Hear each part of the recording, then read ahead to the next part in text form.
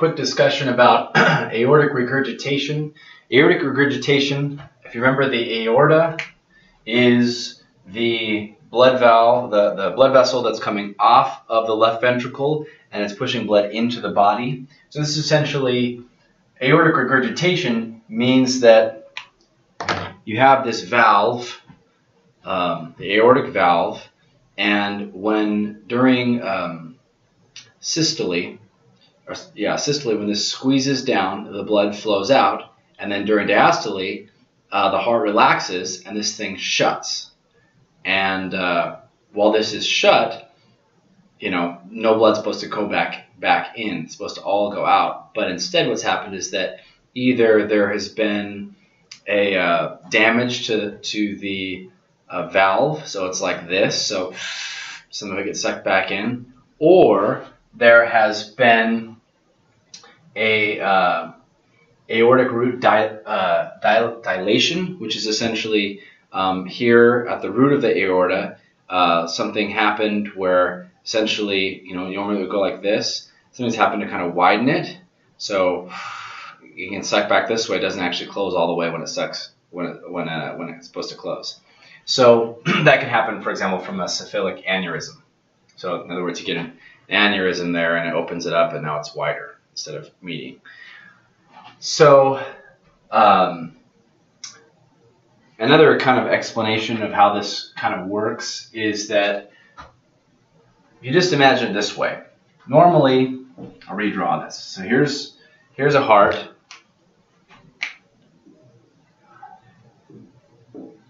And you've got your right atrium, right ventricle, left atrium, left ventricle. And here, off this, you have your aorta, okay? So let's say that there is, just for an example, 100 milliliters of blood in here. This pushes 100 milliliters of blood from here out to there. 100 milliliters of blood. It doesn't actually work that way because not all of it gets pumped out, but just for the sake of discussion, for a point. So you had 100 milliliters that wasn't here, and now it's out there, okay? So that's going to create a certain amount of pressure. So this is supposed to close and keep the blood, and with the blood, the pressure out here.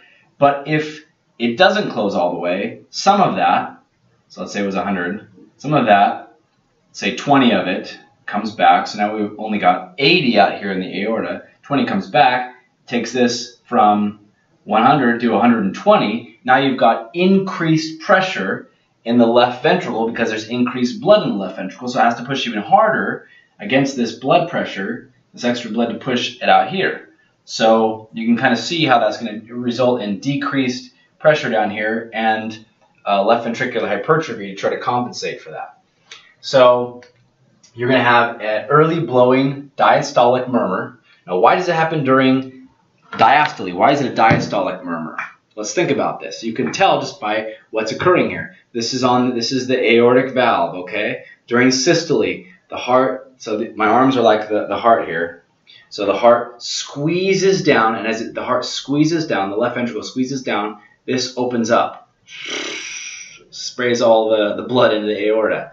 Then it closes and slowly fills up again, okay? And so when the closing there and the slowly filling up is diastole, that's when the heart's relaxed, it's filling up. And then systole, it squeezes down and pushes all the blood out. And then when it's done, it closes, fills up again during diastole. So let's see what's happening here, okay? So systole opens up, squeezes all the blood out. Diastole closes, but doesn't close all the way. And so you're going to get a diastolic murmur, because during diastole it was open, because normally you only hear the sound during systole. Again, I'll show you real quickly. So it's full of blood. Systole is when the heart's squeezing, so it squeezes during systole. So the sound happens from blood squirting through this valve. So psst, okay, and then it closes.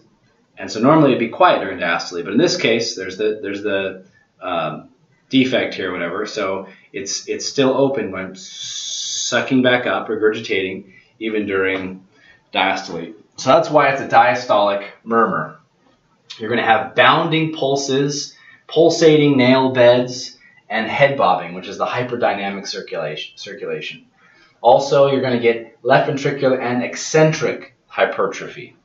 So there's concentric hypertrophy and there's eccentric hypertrophy. Eccentric is where it lengthens, and concentric is where it gets thickens. So the treatment for this is going to be valve replacement, and that's aortic regurgitation in a nutshell.